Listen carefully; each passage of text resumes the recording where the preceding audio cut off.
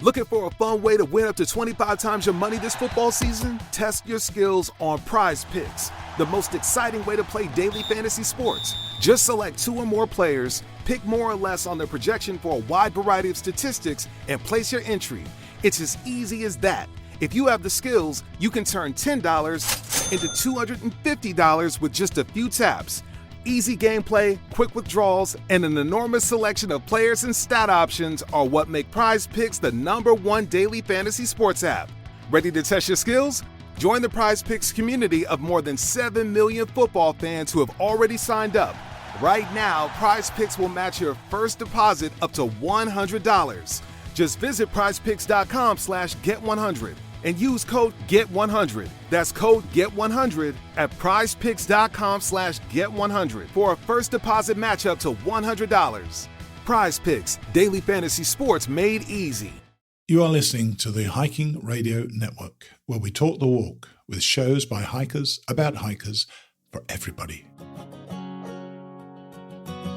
I'm wondering if you'd go wandering with me through the wilderness and woods to where the winds are blowing free, through the darkness of the night, heading toward the morning. Welcome to the Jester Section Hiker Podcast with the spotlight on section hikers.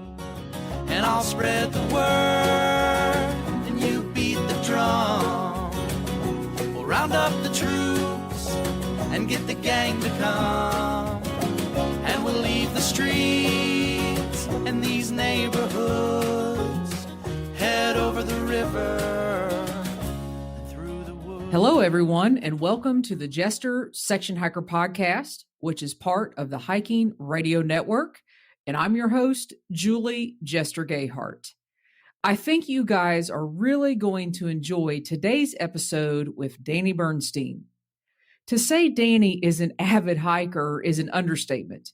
In fact, on her blog titled Hiker to Hiker, you can find her hiking resume in the About Danny section.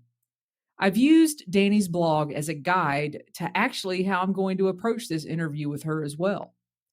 Danny describes herself as a hiker, hike leader, and outdoor writer. So for this interview, I think talking to her about those 3 attributes is the way to go. To lead us into the interview, I share a few words from Danny herself. To appreciate the outdoors and to conserve the land, you have to get out there. Hiking is the way I understand the mountains, rivers, and trees that I find on the way. I enjoy walking with others. Walking inspires talking, thinking, and sharing. Get out there. Thanks for joining me for this week's episode, and now on to Danny. All right, you guys, I am going to start off this interview, I think, with 2 statements. One, this interview is long overdue.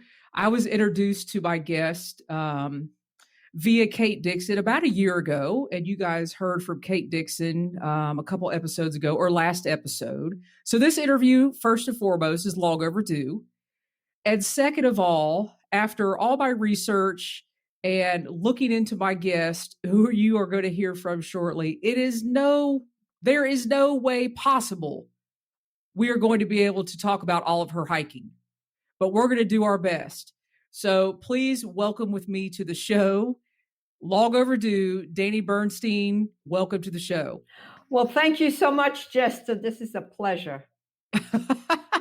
Okay, I got to tell you guys, I've got a whole agenda here of what we're going to talk about, but Danny and I were just speaking, and she thought it might be good that we chat about how she actually ended up in North Carolina, which kind of kicked off what you're doing now, Danny. So let's start off with that. Tell us a little bit about who you are. And like I said, you guys, there's no way I'm going to do Danny's hiking career justice whatsoever. So I'm going to take cues from you, Danny. So let's talk about what you did before what you do now. And that's going to make sense once you go over that. Okay. I was not I was an urban child. I grew up in Brooklyn. Oh, wow. Okay. So this idea of my parents took me camping, that's not me. But and neither was my husband. He grew up in Miami Beach. And but when we finished graduate school, moved to New Jersey, and started working, we discovered a hiking club. And we said, wow, adults do this without children? And I think I was like 22 years old or 23. And we both started working and we went. And we had people there that was like twice our age. And we just loved it. And we couldn't keep up with these people. But we stuck with it. And so what club was that? Was that the Appalachian Mountain Club? Well, it became the Appalachian Mountain Club. This was a local New Jersey club, but the Appalachian Mountain Club was like the umbrella club. And as soon we joined the Appalachian Mountain Club, AMC, which is sort of like the Sierra Club of the East, and with many chapters. And we joined the New York, North Jersey chapter. And they had lots and lots of hikes. And we went hiking probably every Sunday. And okay, so here you are. You're the urban individual. Your husband is from Miami, right? You said Miami Beach. Yes, it's Miami Beach. He's right. A beach person. You're a city person, and all of a sudden you're colliding with, the AMC, the Appalachian Mountain Club, one of the largest mountain clubs that I know of, besides the club out west, the Sierra Club. And here's another thing I'm going to do with this interview, you guys, because when Danny and I spoke prior and I was trying to figure all this out, she also gave me a lot of quotes. And this is going to lead into, okay, you're members of the Appalachian Mountain Club, you're getting into hiking, you're going hiking every Sunday. And somewhere along the way, you and your husband, and my AT listeners are going to love this, decided that you were going to hike and complete the Appalachian Trail. But you said something to me. You said, well, during all this, it's a good thing we were married because the overall objective was to hike. So somewhere between joining the Appalachian Mountain Club and, completing the Appalachian Trail in 1998, how did that get started? How did you guys decide, yep, we're going to section hike the Appalachian Trail and here we go? Well, if you live in New York, New Jersey, and there's a 3-day weekend or something like that, the club always goes north. So we went to New Hampshire and we discovered the White Mountains. And of course, the AT goes right through the White Mountains. And so we did that section of the AT, never realizing that was probably the hardest part of the AT.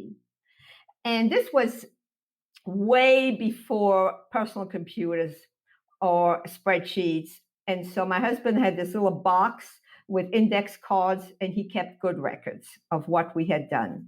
And that is the key to section hiking. And then little by little, there was a piece in New Jersey. There was a piece in New York that was, we could do it as a day hike.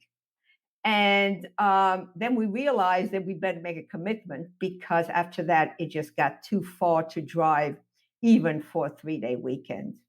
And that's when we decided to drop all our other vacations. And I think that's the point where you told me, you said, well, that's what vacations became for, was going out and completing the Appalachian Trail, I guess right? so, yes. It took us a long time, but we did. And in fact, we had a motto that said, Georgia to Maine in 25 years. And that's about how long it took us. And you completed the AT in 1998, right? That's right. Wow. And when you're a section hiker, you get to see a lot of places around the trail. And when we came down here, the trail, the AT goes through Hot Springs, which is close to Asheville. And I looked around and said, there's something here. And we came back, and very important, because we weren't just hikers, we were hiking club people. And so we found the Carolina Mountain Club, which, by the way, is celebrating its 100th birthday in phenomenal 2 years. And it was very active, just as active as the club we had left. And we thought that when they let us out of New Jersey, we would come down here. And that's what we did. And there you are. So, okay, so 25 years roughly of section hiking the Appalachian Trail. You did it. You completed it. You're AMC members. You moved to Asheville, fell in love with the area. Hot Springs. I mean, I love that place. You joined the Carolina Mountain Club. But, Danny, there's a lot of hiking that has gone on. Because when I look at your resume on your blog, it's unbelievable the hiking that's on there. And here goes another quote, people. So you're also known, you also said to me, you said, oh, people ask you, you're still hiking? And then you say, what's your answer when you say that? Well, I don't have a cute answer for that. But people have asked me that since I was 40 years old, and that was a long time ago. As if this was, well, it is a hobby. It was a hobby. My definition of a hobby is something you can't make a living off of. And so for 30 plus years, I was in computer science, way before computing was cool. That was my day job. But so hiking, you can say, and trail, we maintained a piece of the AT. That's what we did on weekends and vacations. So the list of things that you see is what we've done on vacation. So I'm just going to read off a few of these things. I mean, it would probably take me 30 minutes to read all this stuff. I mean, okay, so I'm just going for it. So the Pembrokeshire Coast Path, the Art Loeb Trail, Grandma Gatewood Trail, the Camino Francis, I'm probably saying some of these wrong, Mount Fuji, Camino del Norte, the Dingle Way, the Kerry Way, the Norfolk Coast Path, Cotswold. You're a Smokies 900 completer, which means you have completed all 900 mile plus, of trail in the Smokies. Coast to Coast Walk, Stevenson Way, the Banks Peninsula Track. A lot of this stuff I really had to look up. I'm like, oh my God, this lady is a beast. I don't know who I'm talking to. And then, and one that really caught my eye before we move on, because you also completed the Mountains of Sea Trail, and I want to get into that because you did a special project for that of your own. These New Zealand Great Walks, there are on here, you have 9 New Zealand Great Walks. Speak about that a little bit. Well, this first half of my career, I was a software developer. The second half, I taught computer science at a university. And one of the advantages of teaching at a university is you get sabbaticals. And so I knew exactly where I wanted to go. I wanted to go to New Zealand, which is a hiker's paradise. And 1992, I went to New Zealand and learned about their great walks, which is kind of the walks where the trails are very well maintained and they're meant for visitors. I mean, everybody can go there. And so I started doing some of those. And we went back to New Zealand, sabbatical, 7 years, right? So I had another sabbatical there in 99. And by then my husband had just retired. And so I think we finished all of the 9 great walks in 99, but we went back several more times. Wow. And you have on here, and we're going to talk about your blog here in a second, that there is a 10th Great Walk being added in 2019. So any aspirations to go back and do that 10th walk? No, because New Zealand is wonderful. Every hiker should go there at least once, but there's so many other places to go. So, I mean, it's just interesting that there is now a 10th walk. Well, I don't know. I have a feeling. I don't know. Based on today's blog post, I have a feeling, things, sit in your mind and you may end up back there. So who knows? Who knows? But yeah, so you guys, there's no way, I've said this twice or 3 times now in this episode, we could go over all of Danny's hiking. It's just not possible. She does have a blog, hiker2hiker.net. And I'm telling you right now, I have done so much research on your blog and so many readings and so many great stories and fascinating places that you've been.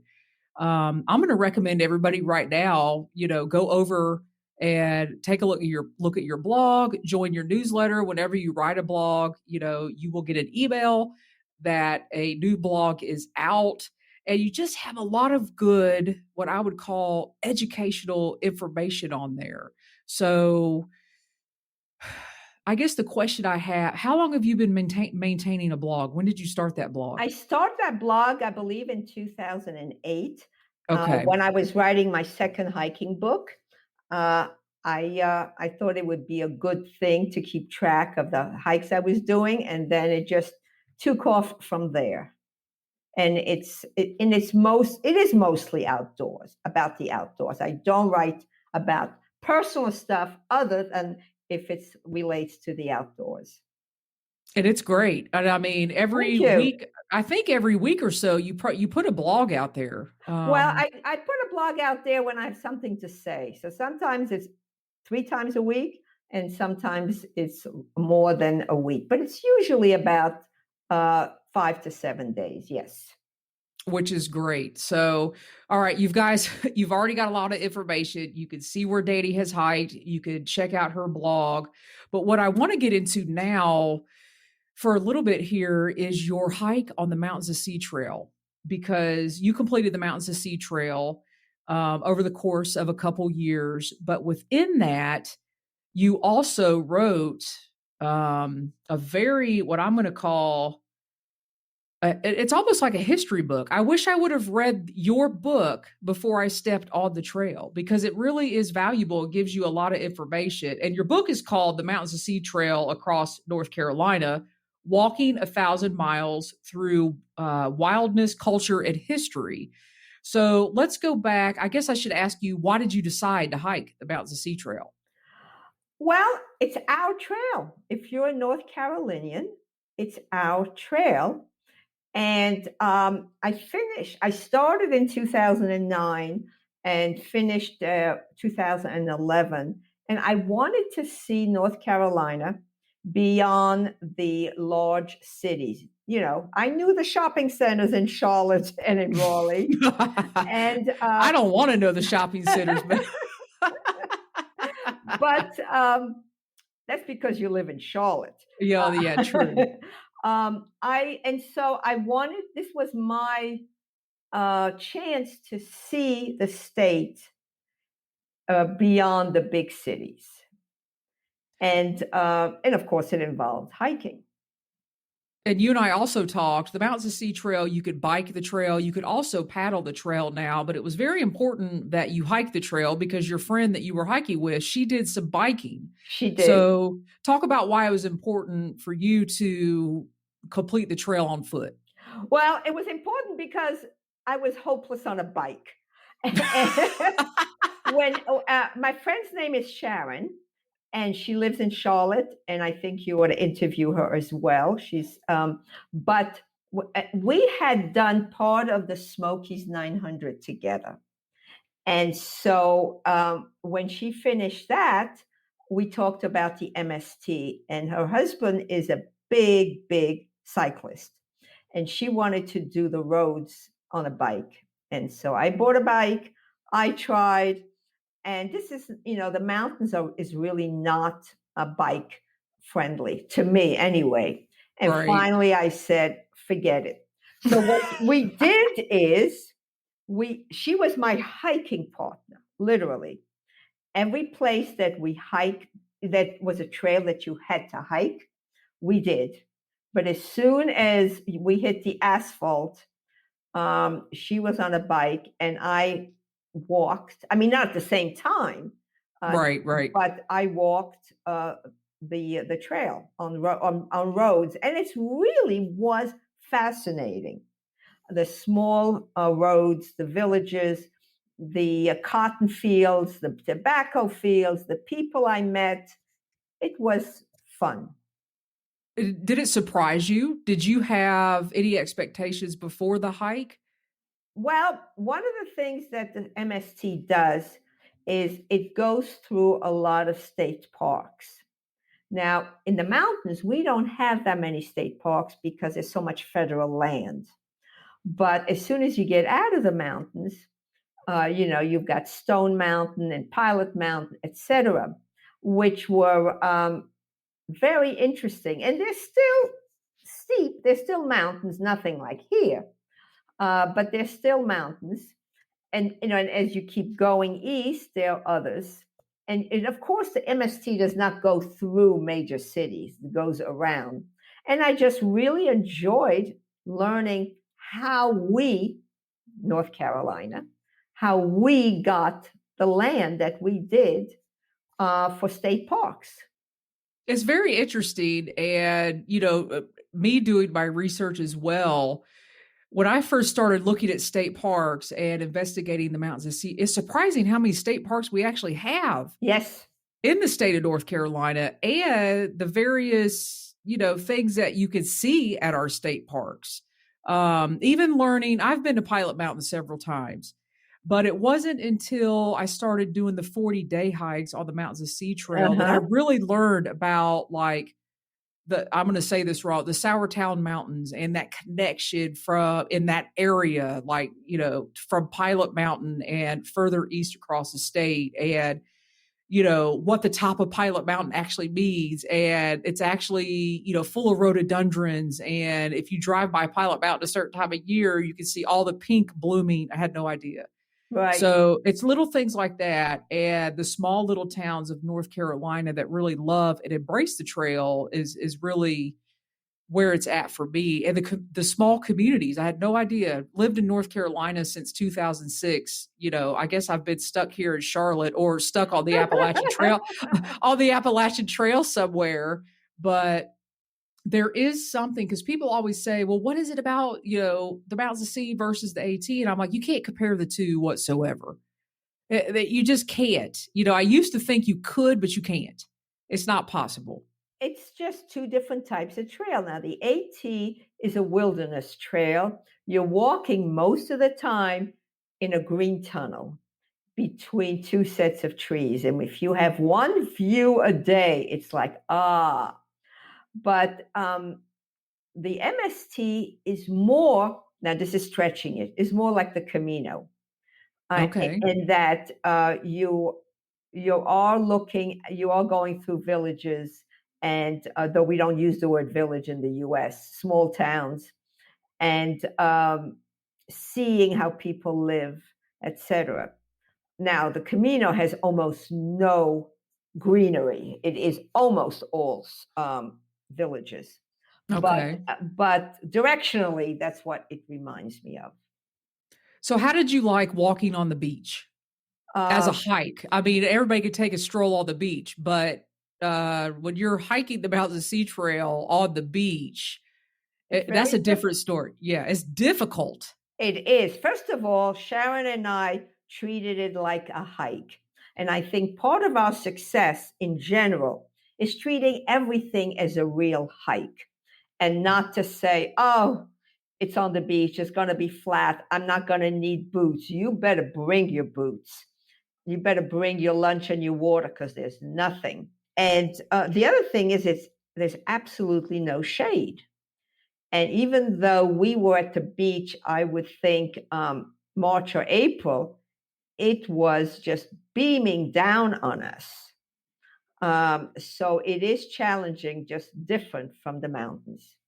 Yeah. And what did you think? I meant to ask you this. I guess I'll ask you now since we're on the podcast. Did you purposely start at Clingman's and go to the beach, or how did you guys do your hike? Well, we definitely went west to east. It's called the Mountains to Sea.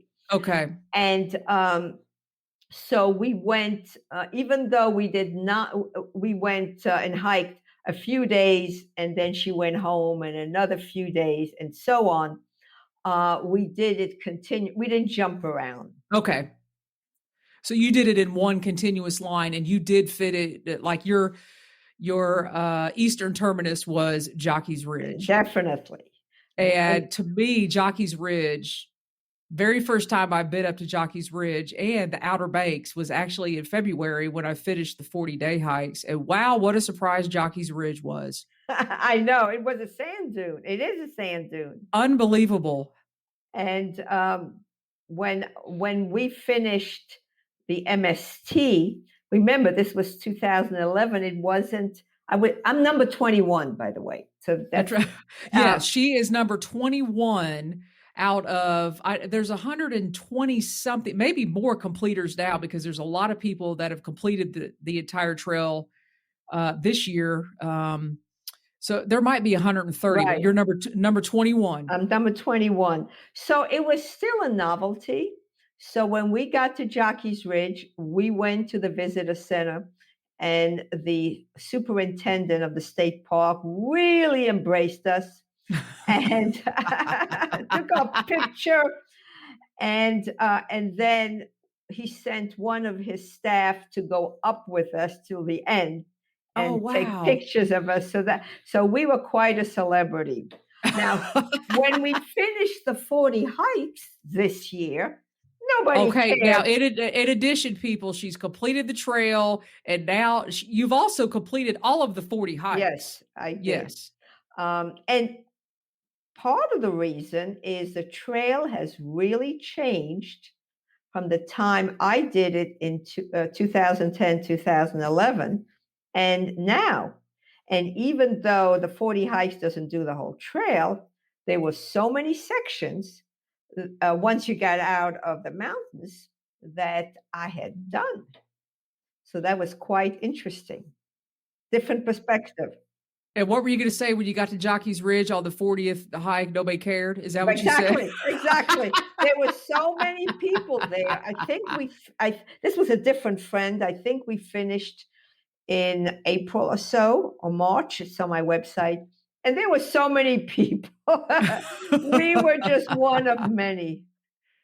So listen, you guys, okay, this, again, just a small little taste of what I'm going to call, I broke this episode down into like the hiker Danny, and now we're getting into hike leader Danny, because that's what she says on her website.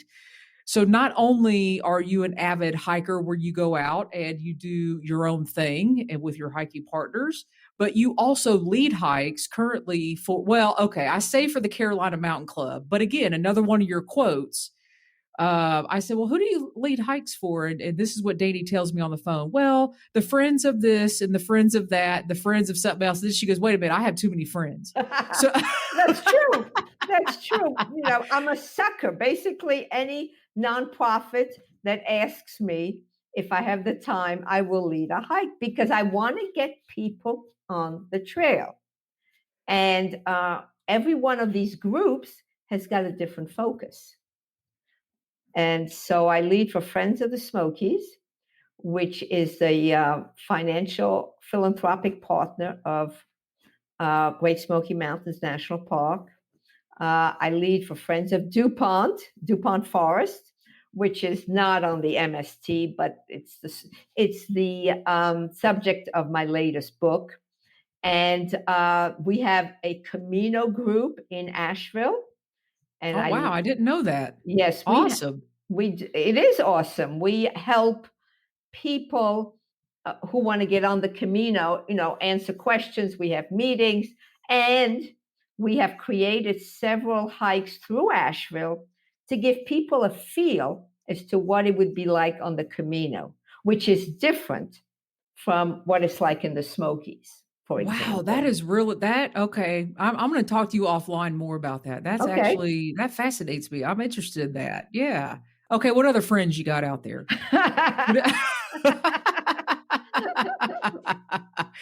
So give people an example of like what it's like to go on a lead hike with Carolina Mountain Club, just so people, because we have people that, that are listening that may have never hiked in a group. So give us a little idea what that's like. Okay. Well, first of all, we're a friendly bunch of people. It's very important. You do not need to know anybody. We have our schedule on the web, and it breaks down to every hike, the leader with an email address, and where we meet, when we meet, and also we meet at a place that's very popular in Asheville, the first meeting point. So you don't have to say, oh, I don't know where the trailhead is. Don't worry about that. We'll get you there. We carpool. And, and all of what I'm saying, some of what I'm saying is not applicable to the COVID situation, but we've been around since 2000. You work around it. Yeah. We've been around since 1923. So this is an exception rather than, so we carpool, we get you to the trailhead, and then this is group hiking. So we expect you to stay with the group. There is the leader who knows where the trail is. He or she has scouted the hike. And that's very important. This is not, we put out a schedule 4 times a year. So we commit. Like right now, I have committed to hikes after Thanksgiving. Okay. And we put out, and we have wonderful hike schedulers to make sure that if I lead a hike at DuPont, for example, on Sunday, there isn't somebody else leading another hike at DuPont on Wednesday. And we have somebody, so we have our leader in the front, a sweep, as we call it, in the back to make sure nobody gets lost. And we stop for breaks, for lunch, to go to the toilet. And let's remember that because so many people don't want to ask that question. Yeah, that is true. And we have a good time. We lead 4 hikes a week minimum. And I'm going to make sure all year round. Yes, in the show notes, I'm going to put a link to the Carolina Mountain Club, so people can have access to that. Where you can join the club if you want to. I think you can see the hikes whether you're a member or not. You can see the hikes, okay. But you have to. I mean, it's only $20 a year. Yeah. It's the cheapest entertainment you will have. Listen, it'll cost you more to get to the trailhead by the time you stop and get your coffee and everything else. Exactly. Exactly. So and really. I lead hikes, but there is another whole area of CMC which maintains trails. We maintain over 400 miles of trail. We maintain the 8 parts of the AT, the MST, and a bunch of other trails. So we really have 2 focus. And I want to give a huge shout out to the Carolina Mountain Club because Western North Carolina just recently got hit with a huge storm. And I have been seeing updates. I mean, the Carolina Mountain Club is on it. They are clearing trails. They're letting you guys know in the Pisgah National Forest which trails are opening. So I just personally want to thank everybody that is out there helping clean up those trails because I can't remember the name of the storm. I just forgot the name of it. Went through Fred. Yeah, went through Western North Carolina. I mean, flooded Black Mountain Campground like I've never seen before. So thank you to everybody that is out there working on those trails. And Danny, I do not want to end this episode without talking about you're also a rider. So you're a hiker, you're a hike leader, and you're an outdoor rider. And I want to talk, I want to give you the floor to kind of tell us what your 5 books are and maybe the topics of each book. And we'll leave the Mountains of Sea Trail book to the end there. So tell us about, you've got 5 books and a couple of them are guidebooks, right? Right. That's how I started. After I'd been here for a while, here in Asheville and hiked, I wrote a guidebook. I wrote a proposal to a publisher for a guidebook called Hiking the Carolina Mountains. And lo and behold, it was accepted. I had never written a book before, written a lot of technical papers on my job, and also when I came here, wrote articles. But anyway, I wrote 2 hiking guides, turn-by-turn guides for the area. Think of Asheville as the center. One called Hiking the Carolina Mountains, and 2 years later, Hiking North Carolina's Blue Ridge Mountains. And they're kind of different because Hiking the Carolina Mountains includes South Carolina. And the Blue Ridge Mountains is only North Carolina, but it goes east quite a bit. And you say those are still doing pretty well, right? They're still selling. It's amazing. I love it. I love it too.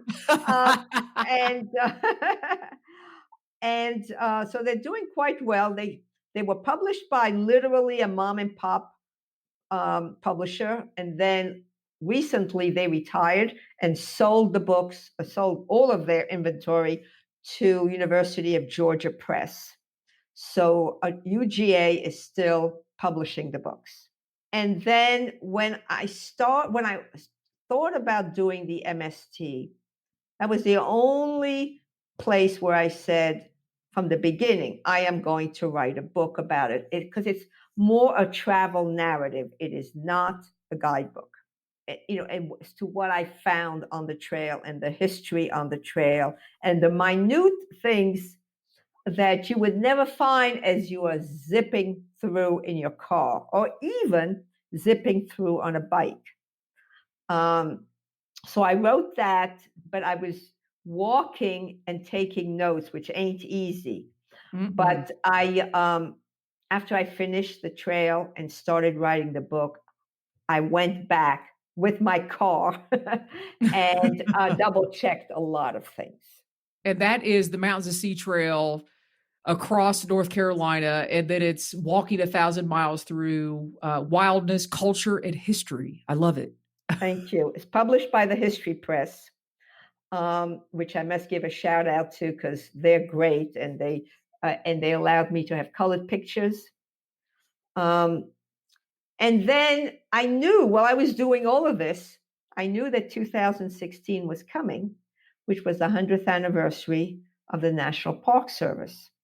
And completely coincidentally is also the 100th anniversary of North Carolina State Parks. And while I was doing all these other books, every time we traveled, we had to go into a national park unit. And when I mean unit, I mean like a battlefield or a historic home, et cetera, et cetera. I really spent time understanding why it was a national park. And so I wrote a book on my journey through national parks of the South being defined as the same way as the National Park Service defines it. And so that allowed me the excuse to go to the U.S. Virgin Islands and Puerto Rico, because guess what? There are national parks there. Hey, sounds good to me. Exactly. And that one's the Forest Alligators Battlefields, which kind of describes what I found. Forest Alligators and Battlefields. Lots and lots of battlefields. And recently, I fell in love with DuPont Forest, which has a really interesting history. It's only been a forest partially since 97 and fully since 2020. Since 2000. And quite a few people who are CMC members worked for DuPont Corporation in Brevard. Oh, wow. Exactly. And so I'm thinking, these people aren't getting any younger. I should really talk to them about what it was like to work at DuPont. And most of them came from other places. And from that evolved DuPont Forest History. Wow. Okay, I got to get that book. You do, definitely. It's also published by the History Press. So we have to meet because you have to sign these books. I'm telling you. That'd be wonderful. Now. Yes, absolutely. So listen, you guys have got a taste of, hiker Danny. I mean, phenomenal hike leader, currently out leading hikes. Tomorrow's Wednesday. Wait, is today? No, tomorrow's Wednesday. Are you leading a hike tomorrow? I'm not leading. I'm going. Okay. You're going. There you go. Because you're going to ask me what I'm working on next, right? That's right. Your project, it's no small project. So tell us what you got going on.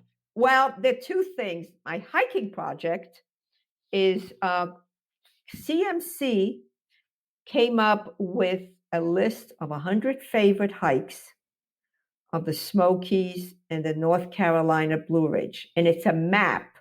I wish I could show it to you people. It's a map with 100 hikes, which is basically the area that CMC hikes. You have to do all of the hikes. Some of them are very easy. Some of them are very difficult. This was approved as a challenge, a CMC challenge in October. So all the hikes have to start in October. You can't go back and say 15 years ago I did this hike. Okay, it doesn't count because somebody will, believe me. Oh, I did that 20 years ago. Exactly. So that's my hiking project. So what number are you on out of 100? Tomorrow, if all goes well, I'll be up to number 30. Oh wow! Okay, cool. But there's a lot of hard hikes or hard to get to hikes. So this project will take me several years. Now, is Sharon going with you, or no? These are other people that are doing this with me. She lives in Charlotte. It's difficult. Yeah, it's tough. Yeah. All right, so that's your hiking project, and now you've got. I mean, you were just at Little Birdie told me you were at the Mountain Sea Trail corporate offices the other. I called the corporate office the other day. Friends of the MST research. Yeah. That's a research zone. So you were there doing some research for your current project. Right, which is I'm writing the history of CMC. Unbelievable. Which will turn 100 in 2023. So I was at the Friends of the MST office because the MST and the CMC are quite intertwined. I mean, it's intertwined with a lot of things.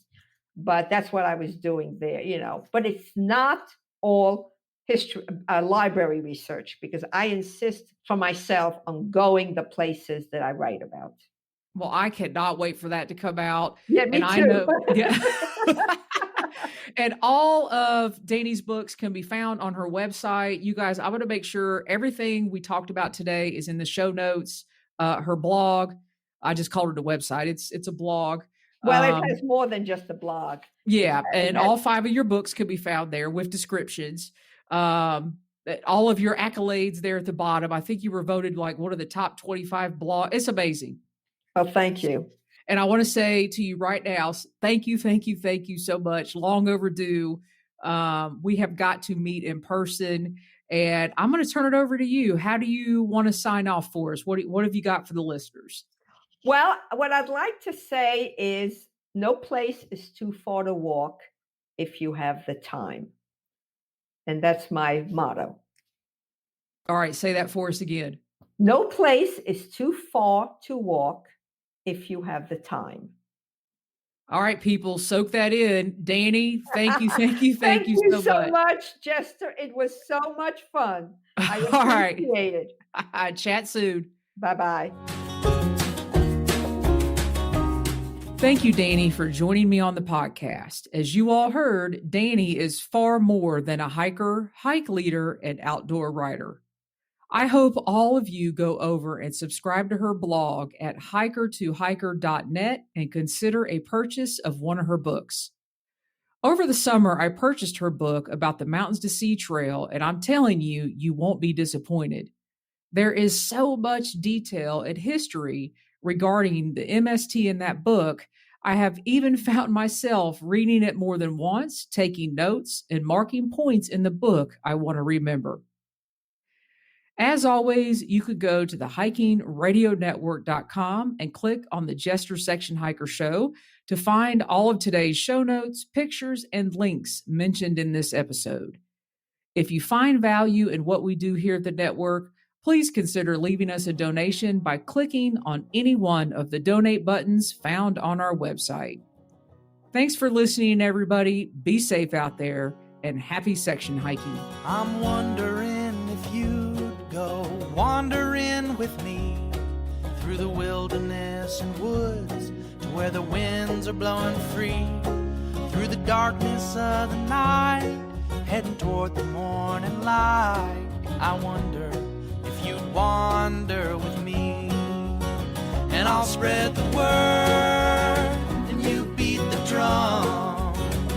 We'll round up the troops and get the gang to come.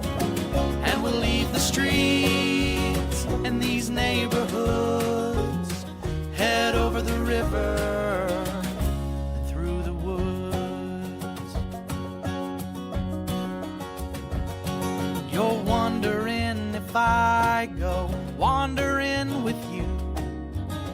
What kind of trouble we'll get ourselves into? Would it be wrong to tag along with a band of vagabonds? You wonder if I'd wander with you. So I'll spread the word and you beat the drum. We'll round up the troops and get the gang to come.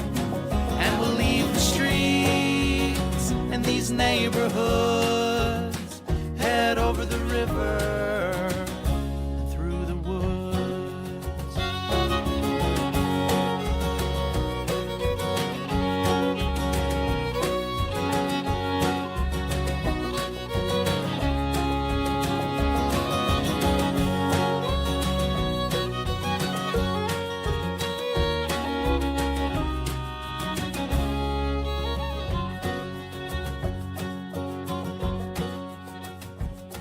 I'm wondering if you'd come wandering my way. If you ever get lost, or if the trail leads you astray, the music of the pack can always bring you back. I wonder, can we wander away? And I'll spread the word and you beat the drum. We'll round up the troops and get the gang to come. And we'll leave the streets and these neighborhoods, head over the river and through the woods.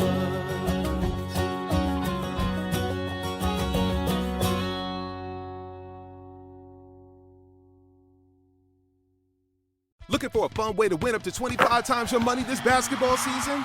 Test your skills on Prize Picks, the most exciting way to play daily fantasy sports. Just select 2 or more players, pick more or less on their projection for a wide variety of stats, and place your entry. It's as easy as that. If you have the skills, you can turn $10 into $250 with just a few taps. Easy gameplay, quick withdrawals, and injury insurance on your picks are what make Prize Picks the #1 daily fantasy sports app. Ready to test your skills? Join the Prize Picks community of more than 7 million players who have already signed up. Right now, Prize Picks will match your first deposit up to $100. Just visit prizepicks.com/get100 and use code GET100. That's code GET100 at prizepicks.com/get100 for a first deposit matchup to $100. Prize Picks, daily fantasy sports made easy.